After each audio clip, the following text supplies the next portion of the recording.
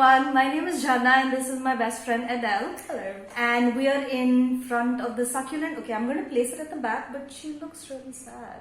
She looks like a stick. So we're in front of the stick today. We killed her, I think. I think the stuff that we shared on the channel was probably too intense for her and she just decided she's had enough. Yes. So today's topic is emotional triggers. What are triggers and how do we deal with triggers, especially when we are in a family or you are hanging out with friends. So we're going to talk all about it, and at the end, if you have any questions, please feel free to ask us. So we'll just get right into it. What is a trigger? What is an emotional trigger? Good or bad? Okay, an emotional trigger is kind of like an emotional reflex reaction you feel to a person, a stimulus, anything, and it doesn't even have to reach your cognitive brain. You just boom, you react a certain way. So that I think would be a trigger for me. Okay, and what do you do? Like, how do you know when you're triggered? I mean, do you figure that out, or does it take you a while? Or? For me, most of the time, becoming a conscious human being is a lot of work in the background. So you barely see the tip of the iceberg in front of you. So it's like reading a book and watching a movie. So it's very exhausting. So I'm triggered all the time, all the time. And but what do you do? And how does the triggering feel? For me, it feels a bad trigger, a kind of a trigger that is toxic to me. Like, for instance,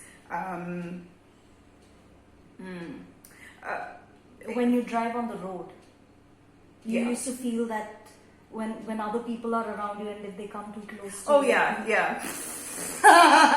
We live in one of the most populous countries in the world. And I have to tell you, it is a very enjoyable experience for me when I'm sitting next to her when she drives. Because it's just such a wonderful experience for me, and she's completely losing I'm losing my shit in a major way. So, it doesn't matter. Like, I mean, it's a reflex. Like, it's like a knee-jerk reflex. Sorry for the medical analogies.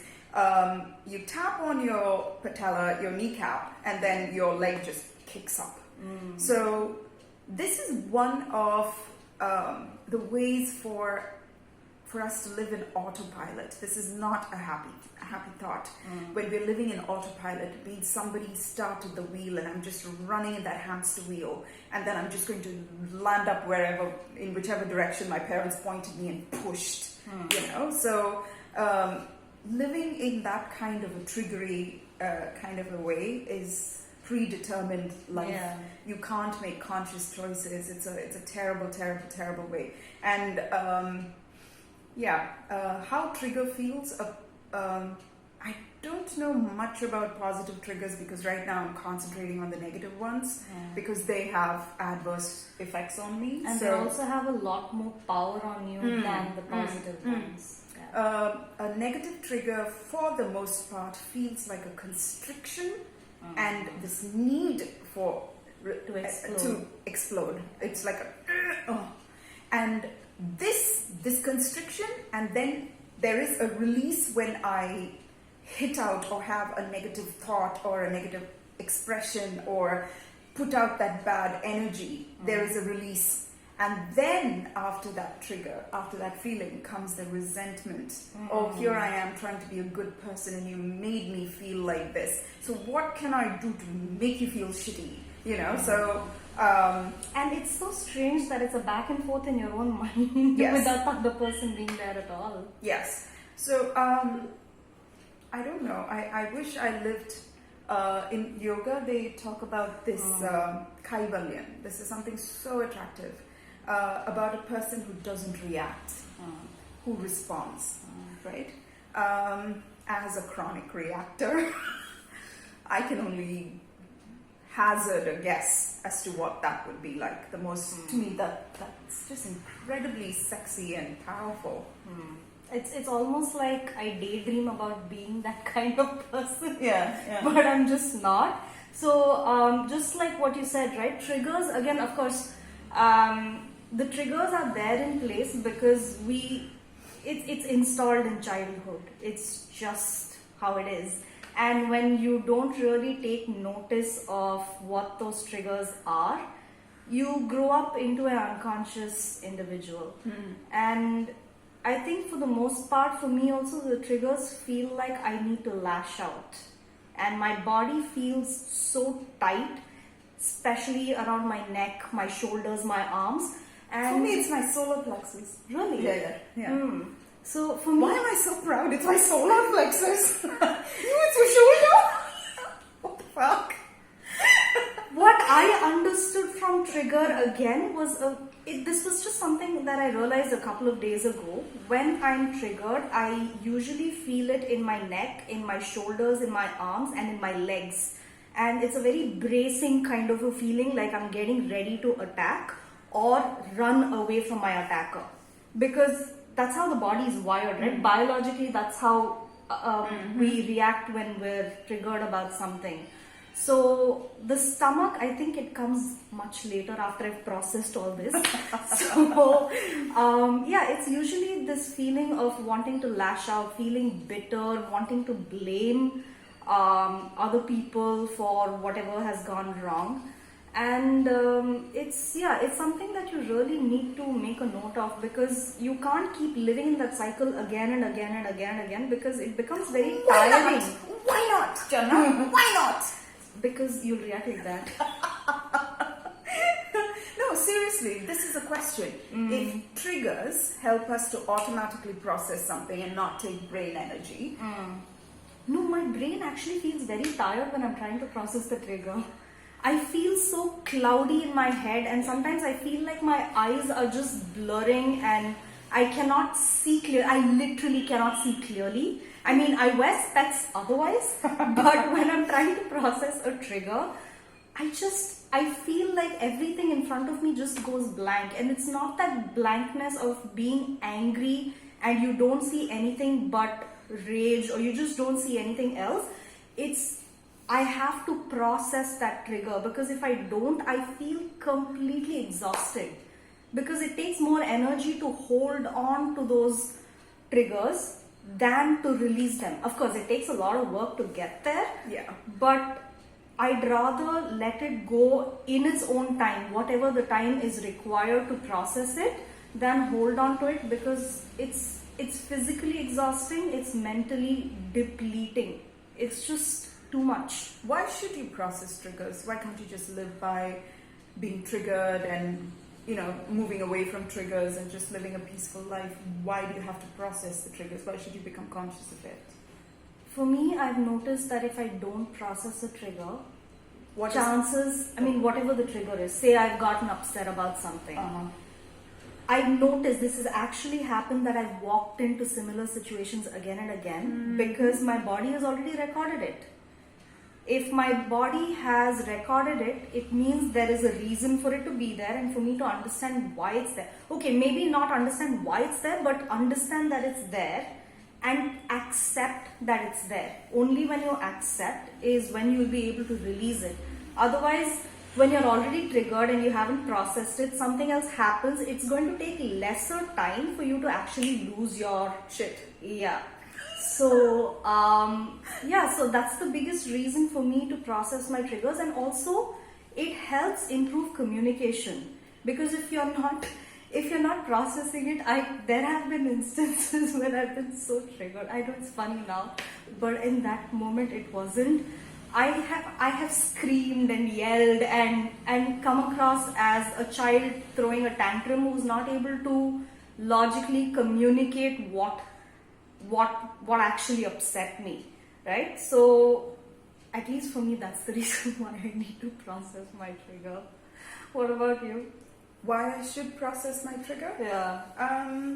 Well, I made my decision a while ago, many years ago, that I didn't want the heritage my parents had given me. With all due respect to them, they gave me life. I'm very grateful for that. But watching them and mirroring them and what they taught me and the traditions of my family, I don't want that. And if I don't want that, and I want to create a new destiny for myself, I need to unplug myself and deprogram myself.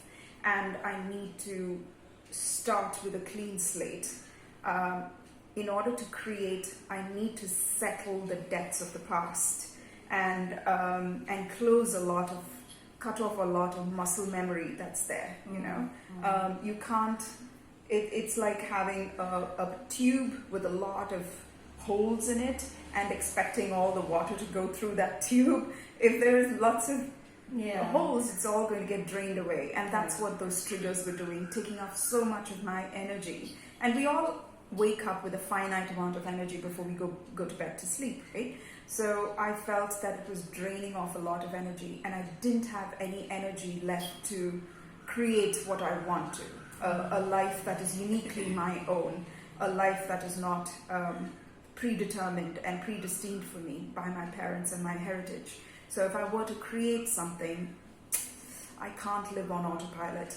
And triggers are nothing but autopilot, emotional reflex reactions to stimuli that keep you in the same place. Right. And how do you process a trigger or triggers, especially when you are in a relationship with someone, or you're friends with someone, you're living with your family? You know, how do you process it in a way that's healthy as it can be in that particular situation when you are triggered? Because the first reaction for a trigger is snapping. Yes. So how do we process that? Number one, remember that your trigger is your responsibility. It's got nothing to do with nobody else, right? So number one. Number two, develop a vocabulary, because before you learn to process the trigger, you need to find a kind way in which to express your trigger, right? Because if you are with safe people, they need to know that you are describing something that has been programmed into you, and even you're not in power to control it for right now. So read voraciously and extensively. Watch a lot of educational videos. I like this one about triggers. God, why did I just go like this one? You were pointing to the cactus. I don't know. I'm so sorry. It's so bad. We don't know how to edit shit out like that. I just meant like one of those. What is that? They sell in the nighttime. Welcome. No, like they sell in the nighttime. The channel which sells stuff. Oh, the home TV. Home TV. Home shopping. Home shopping. Oh. Anyway, okay. So watch videos like this one, except this bit. Oh, forget it. Oh my God. I'm so sorry. Right. Watch TED Talks. The more you read, the more words, the more people's brains you can get into, and the vocabulary you can listen to. You'll find your own words, you'll find your own script to tell somebody. Please don't do this, because I am reacting in this way, and it gives you just a little bit of room for you to breathe. It's a better way. Once we equip ourselves with words and vocabulary and a communication skill that is not a reactionary, hurtful thing, we have reclaimed some of the power. We are in charge now, and not the muscle memory, not the neural pathways that have been set for the explicit purpose of reacting to a trigger, right? So develop a vocabulary. Third, breathe into it. Make it either big or small, that feeling of what you have, right? So I tend to go very quiet if it is a big trigger. I tend to go very, very quiet because I keep breathing, I keep telling myself I'm breathing healing prana into this particular trigger that I'm having, so that I do not bleed out into the environment any kind of toxicity, right? So I don't want another human being to walk into that toxic energy. I do not want my dogs to live into that toxic energy. I don't want my plants to feel that toxic energy. And it's just not. And I tend to feel that sometimes that energy lingers in that place. So I might be in a good mood one day, and then I can walk into that zone and I could go back. I suppose that happens with everybody without realizing, yes, right? that energy signatures that we leave behind. So I'm extremely, for the last few months, I've been extremely mindful of that, because we need to tread softly on this earth. As you can see, what happens when we tread ever so heavily? You get quarantined. That's what we've done, right? So treading softly on this earth means leaving less of a toxic energy signature, which feels dense for another human being, another creature, another living being. It's just not supposed to do it. So I keep breathing and I keep praying to God to send healing prana, healing light energy into this feeling that I'm feeling. Sometimes it just dissolves and disappears.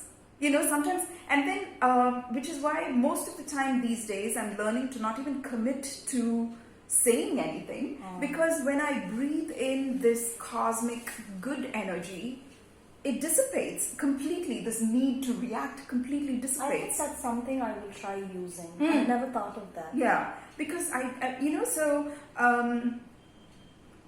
so I do that, and then the next one is I wait to sleep at nighttime. Oh yeah. So the next morning when I'm awake, if it's still there, then it's something I need to address. Right? If it is not there, then what the heck? It is what it is.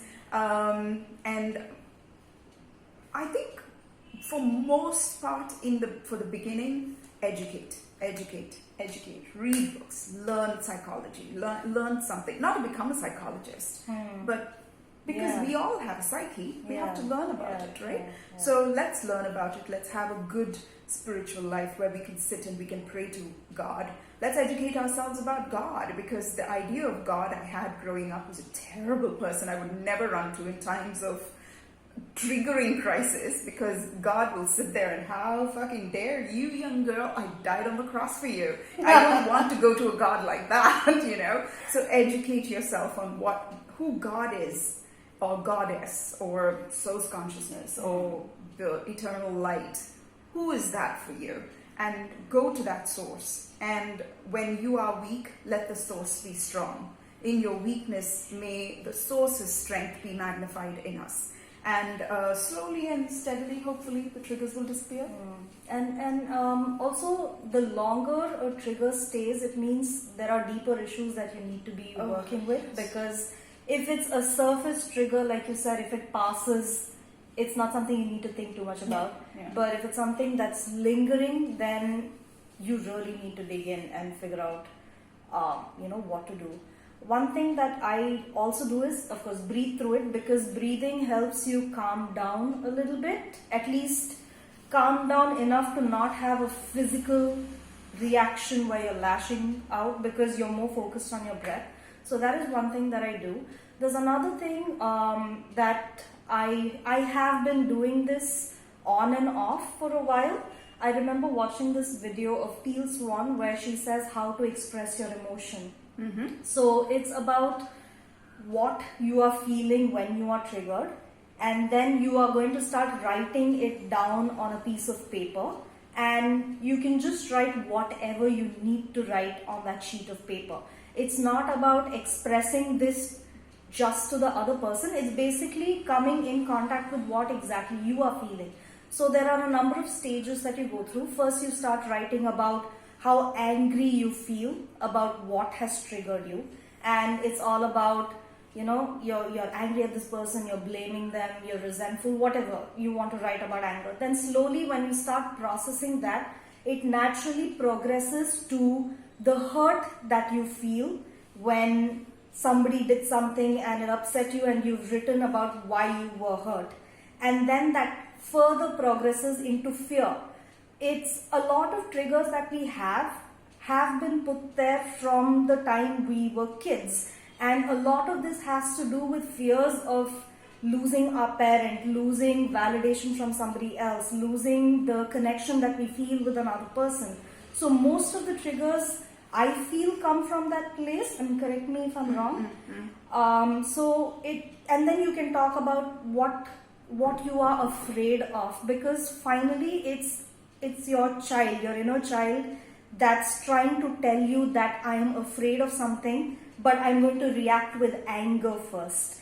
So once you get to that space of I'm afraid of this, that is when you get really vulnerable about why you were triggered in the first place. And then it naturally again progresses to understanding, where you understand why you're reacting the way you are, and also understanding that it can't be easy for the other person to be in your presence when you are triggered to that extent. And finally it comes down to wanting to connect with that person, and this is something that you can do purely for yourself.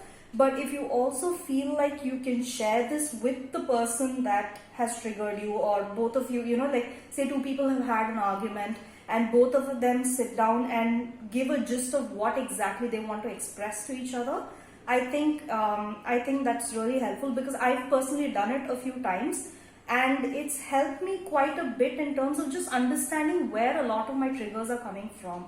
So these are the two things that I do. Of course, other than this, I feel sometimes when I practice yoga, I feel good because there's a lot of movement of energy in my body, so I can feel a little bit of release. So taking part in physical activities will also help you channel a little bit of that energy, so you can let that go out. And once you've released that pent up energy, you have a slightly calmer sense of understanding what had happened. So I think a lot of people go for a run, they work out in the gym, or they take up some physical activity that makes them feel a little bit more in control of that situation. And of course, like you said, the developing a vocabulary to, communicate what you are feeling, I think that's very helpful as well. And I think a part of us, we also need to understand that we are forever going to be triggered. Oh yeah. Right? And we should be okay with it. Right? And life is not about erecting barriers against triggers, but finding ways in which to bridge over the barriers that triggers naturally tend to bring up anyway, right? So it's not about cushioning the blows, but learning to bend along with it. And people are uncomfortable. Every person is uncomfortable. Every living thing is uncomfortable. Life is uncomfortable. Well, that's where the adventure is. And if we're going to shield ourselves and insulate ourselves from the triggers, we'll never have a story. We won't have a story. There's nothing to say, right? So we will always have triggers. And the more we become friends with what triggers us, we'll develop a sense of humor, and we'll just become easier people to get along with, I think. Yeah. Easier to get along with, but not without the triggers. The triggers will always be there because we're always going to be different people with different outlooks on life, different experiences, different destinies. And we're going to be walking side by side with each other for whatever set amount of time, and just understanding that every human being will trigger us in some way. Not just human beings, anything can trigger us. But human beings are the ones we tend to have a problem with, right?